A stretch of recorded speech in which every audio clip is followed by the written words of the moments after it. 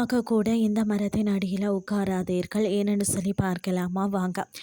இயற்கை காற்று சுவாசிக்க வேண்டும் என்று பூங்காவுக்கு போகிறீர்களா? அது மட்டும் இல்லைங்க, நேஷனல் ஹைவேயில் டிராவல் பண்ணுறீர்களா? தொலைவாக போகும்போது கண்ணுக்கு பசுமையாக இருக்கிறது, நல்ல நிழலாக இருக்கிறது என்று அங்கிருக்கக்கூடிய மரத்தடியில் ஜோலியாக ஒரு போர்வையை விரித்து உட்கார்ந்து சாப்பிட்றீங்களா? கொஞ்சம் ஜாக்கிரதையாக இருங்கள். என்னன்னு சொல்லி பார்த்தீங்கன்னு சொன்னால், கோனா கார்பர்ஸ் என்பது பொதுவாக அலங்கார மரமாக நகரங்களில் நட்டு வளர்க்கப்படும் ஒரு வகை மரம். தமிழில் பார்த்தீங்கன்னா சிலர் இதை பட்டன் மரம் என்றும் கூறுவார்கள். இதை சாலையோரங்களில் மற்றது பூங்காக்களில் அதிகம் நடப்படுகிறது.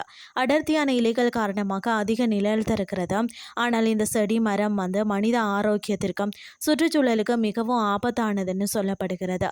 ஏன் தடை செய்யப்படுகிறதுன்னு சொல்லி பார்த்தீங்கன்னா, இவை பார்க்கறதுக்கு எப்போதுமே பசுமையாகவும் மிகவும் வேகமாகவும் வளர்வதாலும் ஆரம்பத்தில் சாலையோரங்களில் பூங்காக்கள்லையும் அழகுக்காகவும் நிழலுக்காகவும் அதிக அளவில் நடப்பட்டன. ஆனால் இதன் தீமைகள் காரணமாக தான் குஜராத், தெலுங்கானா மற்றும் ஆந்திரா போன்ற பல்வேறு இந்திய மாநிலங்களில் இந்த மரத்திற்கு ஏற்கனவே முழு தடை விதித்துள்ளன. தமிழகத்திலும் இதன் ஆபத்துக்கள் குறித்து சுற்றுச்சூழல் ஆர்வலர்கள் தொடர்ந்து எச்சரித்து வரார்கள். இந்த மரத்தால் ஏற்படக்கூடிய முக்கிய ஆபத்துகள் பார்த்தீங்கன்னு சொன்னால், மனித ஆரோக்கியத்திற்கு ஏற்படும் பாதிப்புகள் தான் சுவாச பிரச்சனைகள். இந்த மரங்கள் பார்த்தீங்கன்னா குளிர்காலத்தில் பூத்து காற்றில் அதிக அளவான மரகந்த துகள்களை பரப்புகிறதா. மற்றது அலர்ஜி, மற்றது ஆஸ்துமா. இந்த மரகந்த துகள்களை சுவாசிப்பதால் மக்களுக்கு தொடர் இருமல், சளி, கடுமையான தோல் அலர்ஜி, மற்றது ஆஸ்துமா போன்ற சுவாச நோய்கள் பாதிப்புகள் ஏற்படுகிறது. இந்த தாவரம் நிலத்தில் உள்ள தண்ணீரை மிக அதிக அளவில் உறிஞ்சும் தன்மை கொண்டது. இதனால் இதை சுற்றியுள்ள பகுதிகளில் நிலத்தடி நீர்மட்டம் மிகவும் வேகமாக பாதாளத்திற்கு சென்றுவிடும். அருகில் இருக்க மற்ற உள்நாட்டு தாவரங்களுக்கு தண்ணீர் கிடைக்காமல் அவை அழிந்து போகும். அது மட்டும் இல்லாமல் பார்த்தீங்கன்னு சொன்னால், கோனா கார்பஸ் மரத்தின் வேர்கள் மிக ஆழமாகவும் பக்கவாட்டிலும் ஆக்ரோஷமாக பரவக்கூடியவை. இவை நிலத்தடியில் இருக்கும் குடிநீர் குழாய்கள், பாதாள சாக்கடை இணைப்புகள் மற்றது தொலைத்தொடர்பு கேபிள்களை ஊடுருவி உடைத்து பெரும் சேதத்தை ஏற்படுத்துகிறது.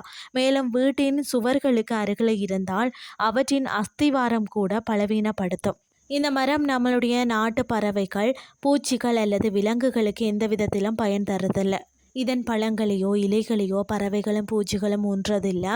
இதனால் சுற்றியுள்ள பகுதிகளில் உள்ளூர் உணவு சங்கிலி பாதிக்கப்பட்டு அந்த இடமே ஒரு பசுமை பாலைவனமாக மாறிவிடுகிறதா. மாற்று வழிதான் என்னன்னு சொல்லி பார்த்தீங்கன்னா, உங்கள் வீட்டு தோட்டத்திலேயோ அல்லது பொது இடங்கள்லையோ மரங்களை நட விரும்பினால் இந்த கோனா கார்பஸ் மரத்தை தவிர்த்துட்டு நம்மளுடைய மண்ணிற்கு ஏற்ற வேப்ப மரம், புங்க மரம், அரச மரம் அல்லது பூவரச போன்ற பாரம்பரிய உள்நாட்டு மரங்களை நடுவது மனிதர்களுக்கும் இயற்கைக்கும் நன்மை பயக்கும்னே சொல்லலாம். முக்கியமாக சொல்லப்போனால் இந்த தகவல் பொதுவான ஒரு விழிப்புணர்வுக்காக மட்டும்தான். மருத்துவ ஆலோசனைக்கு சரியான தகுந்த மருத்துவரை அணுகலாம். இன்றைய கிறிஸ்டி உங்களுக்கு பிரயோசனமாக அமைஞ்சிருக்கும்னு சொல்லி நானும் நம்புகிறேன். இதே மாதிரி மற்றும் ஒரு கிறிஸ்டின் வேலைக்கு உங்களை சந்திக்கிறேன். நன்றி.